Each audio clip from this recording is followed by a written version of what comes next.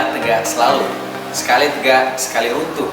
Di sana berdiri, di sini rubuh, karena tergantung pada perilaku manusia. Maka tugas kita adalah tegakkan ketika runtuh, berdirikan ketika rubuh. Assalamualaikum warahmatullahi wabarakatuh. Salam sejahtera untuk kita semua. Shalom, Om Swastiastu, Namo Buddhaya, dan salam konstitusi. Fiat Justisia Ruat Caelum. Tegakkanlah hukum meskipun bumi akan runtuh. Anggota DPD yang berafiliasi dengan partai politik menimbulkan suatu diskursus mengenai karakteristik representasi lembaga perwakilan rakyat di Indonesia. Menurut Profesor Jimli, dalam sistem bicameral, lembaga perwakilan rakyat diwakili oleh DPR dan DPD. DPR menghimpun aspirasi masyarakat dalam skala nasional, sedangkan DPD sebagai saluran keanekaragaman aspirasi yang ada di daerah. Dalam sistem bicameral, perimbangan karakteristik representasi menjadi hal yang utama, karena lembaga perwakilan rakyat sebagai wadah masyarakat untuk menyalurkan aspirasinya. Jika kita meninjau dari normanya, banyaknya anggota DPD yang berafiliasi pada partai politik dilandasi pada putusan Mahkamah Konstitusi nomor 10/PU/6/2008 yang menghapuskan syarat anggota DPD harus terbebas dari partai politik.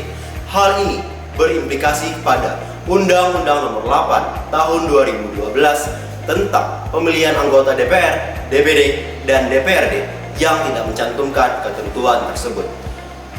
Hal ini menyebabkan banyaknya anggota DPD yang berafiliasi pada partai politik.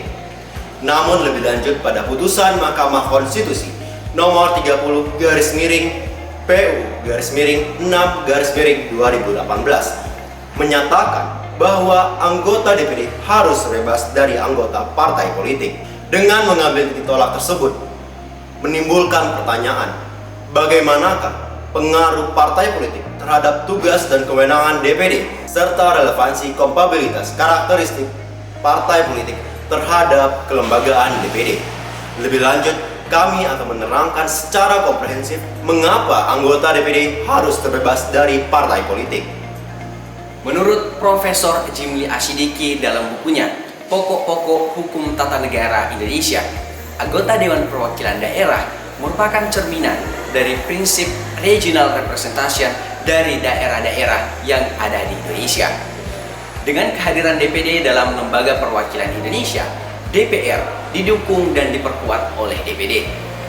DPR adalah kamar dalam lembaga perwakilan yang berlandaskan aspirasi dan kepentingan masyarakat secara umum sehingga lebih bersifat universal.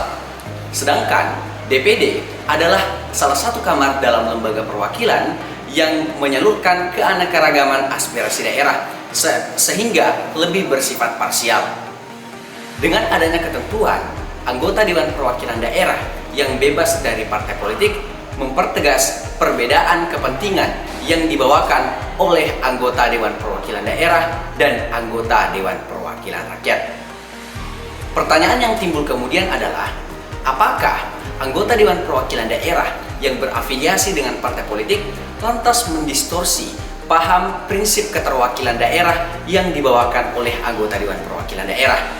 Untuk menjawab pertanyaan tersebut secara lebih mendalam, kita perlu mengklasifikasikan kepentingan apa yang dibawa oleh partai politik dan kepentingan apa yang diperjuangkan oleh anggota Dewan Perwakilan Daerah. Menurut Carl Friedrich yang dikutip oleh Miriam Budiarjo dalam bukunya Dasar-Dasar Ilmu Politik, partai politik adalah sekelompok manusia yang terorganisir secara stabil dengan tujuan untuk mencari dan mempertahankan penguasaan terhadap suatu pemerintahan. Dari pengertian tersebut, dapat kita simpulkan bahwa tujuan utama partai politik adalah mencari dan mempertahankan kekuasaan guna mewujudkan program-program tertentu berdasarkan suatu ideologi yang dilakukan secara terorganisir. Di sisi lain, kepentingan Dewan Perwakilan Daerah dilandaskan atas kebutuhan, kondisi, dan karakteristik daerah yang diwakilinya. Pada dasarnya, kepentingan Dewan Perwakilan Daerah dan partai politik tidaklah dapat dibentur-benturkan ataupun dihadap-hadapkan. Tetapi pada dasarnya bisa dibedakan Sehingga jika ada anggota Dewan Perwakilan Daerah yang berafiliasi dengan partai politik dapat menyebabkan konflik kepentingan. Konflik kepentingan yang kami maksudkan adalah kekhawatiran terhadap anggota Dewan Perwakilan Daerah yang tidak dapat menyalurkan aspirasi daerah secara murni karena aspirasi tersebut tidak sesuai dengan posisi dan kepentingan partai politiknya. Bertumpu pada potensi konflik kepentingan tersebut, kami berpendapat bahwa anggota Dewan Perwakilan Daerah harus bebas dari partai politik. Lord Acton pernah mengungkapkan, "Power tends to corrupt and absolute power corrupt absolutely." Ketika suatu lembaga negara memiliki kewenangan yang tidak diawasi, lembaga negara tersebut dapat menyalahgunakan ataupun melampaui wewenangnya. Olehnya itu, lembaga negara harus diawasi atau diimbangi oleh lembaga negara lain. DPR merupakan salah satu kamar dalam lembaga perwakilan rakyat yang perlu memiliki mitra yang dapat menjaring aspirasi sehingga dibentuk secara holistik dan imparsial, sehingga mampu meninjau, menguji, dan mengawasi Dewan Perwakilan Rakyat dan juga fungsi serta wewenangnya sebagai lembaga negara. Dengan demikian, DPD diharapkan mampu mengakomodasi aspirasi masyarakat yang dapat diejawantakan secara konkret. Dalam mewujudkan pelaksanaannya, DPD harus mempunyai komposisi yang berbeda dengan DPR. Menurut Prof. Jimli Asyidiki, bahwa komposisi yang berbeda di antara lembaga negara dapat menciptakan produk legislatif dan pengawasan yang dapat diperiksa 2 kali atau double check. Dengan demikian, hubungan antara DPD dan DPR dapat saling mengawasi dan menyimbangi demi mewujudkannya secara efektif. Rasionalisasinya adalah sebuah lembaga negara harus mewujudkan objektivitasnya. Objektivitas berasal apabila lembaga negara yang mengawasi dan yang diawasi.